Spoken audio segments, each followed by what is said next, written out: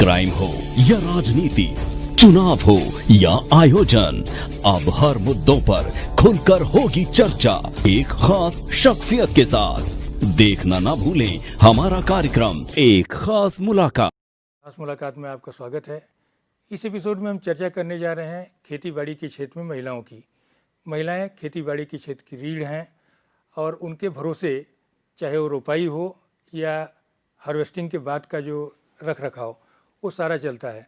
हमारे साथ इस क्षेत्र की विशेषज्ञ नीलम ग्रेवाल जी हैं, जो आप central institute for women in agriculture उसकी निदेशक हैं और काफ़ी जानी मानी हस्ती इस क्षेत्र की। डॉक्टर साहब, आप का इस फील्ड पर काफ़ी बड़ा अनुभव है। आप लगातार, आपका सेंटर लगातार अनुसंधान कर रहा है देश भर में अलग अलग इलाकों में। एक मोटे तौर पर अगर जाना चाहें तो हमारी जो खेती बाड़ी है उसमें महिलाओं का क्या कंट्रीब्यूशन है, क्या कंट्रीब्यूट कर रही हैं वो? महिलाएं खेती बाड़ी में हर एक लेवल पे कंट्रीब्यूट कर रही हैं, चाहे वो वीडिंग हो, चाहे वो जो खेती के लिए तैयारी की आप बात करें या उसमें वीडिंग की बात करें या उसके बाद हार्वेस्टिंग की बात करें, हर एक लेवल पे उनकी कंट्रीब्यूशन होती है। और भारत में जितनी भी काम कर रही हैं कार्यकारिणी महिलाएं हैं, उनमें से 65% जो महिलाएं हैं वो खेती के साथ जुड़ी हुई हैं किसी न किसी तरह से। मतलब एक बड़ी ताकत है जिसको, बहुत बड़ी ताकत है। आप देखिए कि आधे से ज़्यादा महिलाएं इसके साथ हैं। तो डॉक्टर साहब जब बात करें तो जैसे बहुत सारे इलाके ऐसे जहाँ महिलाओं के साथ भेदभाव होता ही है, और जब आप कृषि क्षेत्र की बात करें तो यहाँ भी बहुत सारे मामलों में भेदभाव लगता है, खासतौर पर वो चाहे ज़मीन के स्वामित्व का मसला हो या यंत्रीकरण की बात हो। आप लोगों ने यंत्रीकरण के मामले में काफ़ी काम करने की कोशिश की है। हाँ जी, हाँ जी। लेकिन अभी यंत्रों की क्या स्थिति है, जो कुल मिला के जो महिलाओं के लिए यंत्र या पुरुषों के लिए यंत्र, उनकी क्या स्थिति? मैं शुरू करूंगी, जो आपने लैंड ओनरशिप की बात की है मैं वहाँ से शुरू करूंगी, क्योंकि उसी के साथ आगे की सारी चीज़ें जुड़ी हुई हैं। चाहे महिलाएं 65% महिलाएं काम कर रही हैं, अगर सारे खेती के बात करें उसमें 37% के करीब महिलाएं काम कर रही हैं। लेकिन जहाँ तक उनकी लैंड ओनरशिप है वो 11% से भी कम महिलाएं ऐसी हैं जिनके पास अपनी ज़मीन अपने नाम का पट्टा है। और अगर उनमें भी देखा जाए तो उसमें से सिर्फ 50% महिलाएं जो हैं वो ऐसी हैं जिनके पास 0.05% हेक्टेयर है, जिसको आप एक कहते हैं कि हम मार्जिनल फार्मर्स हैं। मार्जिनल फार्मर उसको कहते हैं 2 एकड़ से दो कम, जिसके पास मतलब इनके पास अब क्या कहोगे कि क्या सीमांत से भी ज़मीन सीमांत जिसको कहिए, बहुत ही कम ज़मीन होती है। और 20% सिर्फ ऐसी हैं जिनके पास बहुत थोड़ी ज़्यादा ज़मीन है, वो भी जॉइंट ओनरशिप में, अपने नाम पे नहीं, अपने साथ साथ किसी पुरुष के नाम पे उनका पट्टा है। उसके बाद क्योंकि इसी से सारी चीज़ें जुड़ी हुई हैं, महिलाओं के नाम पे पट्टा नहीं होता, इसके कारण वो बहुत सारी एग्रीकल्चरल रिलेटेड सर्विसेज जो हैं, चाहे वो सब्सिडी पे जो सीड आता है, जो फर्टिलाइज़र आता है गांव में, जो इंसेक्टिसाइड्स वीडिसाइड्स आते हैं, वो उस सब से वंचित रह जाती हैं उसके कारण। इसी तरह अगर हम प्रसार सर्विसेज की बात करें, एक्सटेंशन सर्विसेज, जिसमें कि नॉलेज, एग्रीकल्चर की नॉलेज जो है या उसके बारे में जो स्किल अपडेशन होनी है, उसमें केवल 2 से लेके 5% तक महिलाओं के लिए सर्विसेज हैं। फिर ज़मीन में पट्टा नहीं है तो जो फाइनेंशियल सेक्टर है वो उनको लोन नहीं देता है। लोन नहीं देता तो यंत्रीकरण की आप बात कर रहे हैं, जो बड़े यंत्र हैं या ट्रैक्टर्स हैं या कुछ भी है वो नहीं ले सकती। इसके साथ साथ मतलब हर तरह की फाइनेंशियल लिमिटेशंस उसके साथ जुड़ जाती हैं।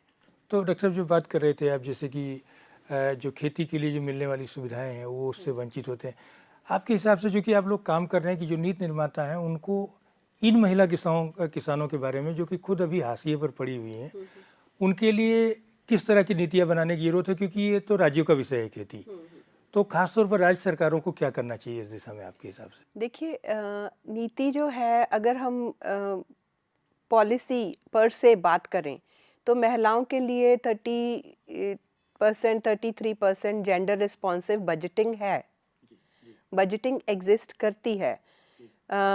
लेकिन वो महिलाओं तक सारी नहीं पहुंच पाती। क्यों नहीं पहुंच पाती? क्योंकि जो इम्प्लीमेंटेशन है वहाँ पे थोड़ी मुश्किल आ जाती है। बात करें हम, वो कहेंगे जी हमारे ब्लॉक लेवल पे भी हैं हमारे सर्विस देने के लिए फैसिलिटेटर्स, फंक्शनरीज किसी ना किसी रूप में हैं, गांव में भी हमारे प्रतिनिधि हैं और system is in place, it's not that the system doesn't exist. लेकिन अगर हम बात करें, कह देंगे इतने सेल्फ हेल्प ग्रुप्स हैं, हमने जो सर्वे किया है उसमें nearly 65% of the self help groups are defunct, वो काम नहीं कर रहे। खास करके कई राज्यों में जो काम कर रहे हैं, आंध्र प्रदेश में काम कर रहे हैं, केरला में काम कर रहे हैं, लेकिन आप अगर पंजाब की बात करो, हरियाणा की बात करो, उत्तराखंड की बात करो, वहाँ नहीं काम कर रहे वो लोग, वो ग्रुप इतने ज़्यादा। तो क्यों नहीं काम कर रहे? हर एक लेवल पे एग्रीकल्चरल ऑफिसर है, वो ज़्यादातर उनकी एक्सटेंशन में क्या कोशिश रहती है कि हमने एक परिवार से अगर एक को कुछ नॉलेज दे दी, खेती के बारे में नया ज्ञान उनको दे दिया, तो वो प्रिज्यूम कर लेते हैं कि वो सबको मिल गया, परिवार में सबको मिल गया। लेकिन ऐसी बात नहीं है।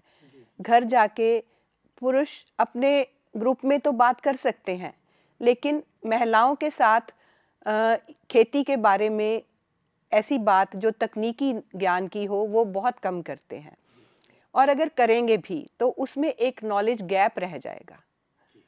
तो महिलाएं दो तरह से इसमें वंचित हो जाती हैं। और उसके बाद अगर हम बात करें स्टेट लेवल पे, आपने बात की, हमारे स्टेट्स के थ्रू जो है कृषि विकास योजना जो है हमारी राष्ट्रीय RKVY जो है वो स्टेट्स के द्वारा चलता है। मैं जहाँ पे भी जाती हूँ ज़रूर एक रिक्वेस्ट करती हूँ स्टेट्स को कि RKVY में एक छोटा सा कंपोनेंट महिलाओं के लिए यंत्रीकरण के ऊपर दे दिया जाए, चाहे वो स्टेट एग्रीकल्चरल यूनिवर्सिटीज़ को दे दें, या जैसे हमारे ICR के जहाँ पे भी कोई डायरेक्टोरेट है या कोई भी छोटी इकाई है तो इसके थ्रू वो महिलाओं तक यंत्रीकरण पहुँचाएं। लेकिन बहुत कम स्टेट्स अभी थोड़ी 3-4 में हुआ है, 5-6 और मोबिलाइज हुई हैं, लेकिन ये अगर सभी स्टेट्स ये सोच लें कि हमने कुछ हिस्सा महिलाओं के लिए इसके लिए यूनिवर्सिटीज़ में देना है या ICR इंस्टीट्यूट्स को देना है, तो उससे बहुत सारा यंत्रीकरण हो सकता है। और इसमें जो यंत्रीकरण की बात करें डॉक्टर साहब, अभी क्या स्थिति क्या है? क्योंकि जब हम बात करते हैं तो डॉक्टर परोदा ने भी कल इस बात को फोकस किया कि जो धान की रुपाई में इतनी ज़्यादा महिलाओं का शक्ति लगती है, लेकिन उसके लिए कोई यंत्र नहीं है उनके जिसमें उनको सुविधा, और एक सर्टेन एज के बाद जो आने के बाद उनको बहुत असुविधाएं होती, दिक्कत होती हैं, पीठ में दर्द से लेकर के बहुत सारे ऐसे हैं जो, तो जो यंत्रीकरण की दिशा में मैम जो प्रगति हुई है वो हम लोग कहाँ तक पहुँचे हैं या क्या क्या करने की ज़रूरत है? क्योंकि आपके पास भी एक सीमित संसाधन है और स्टेट का सब्जेक्ट है, इसलिए उन्हीं को बहुत कुछ करना है, जो आप तो एक दिशा दे सकती हैं जी। तो इसके लिए अगर धान की बात करें, जो नॉर्मल ट्रांसप्लांटर्स होते हैं वो भारी होते हैं, भारी है महिलाओं के लिए, तो उनसे काम करना मुश्किल रहता है उनके लिए।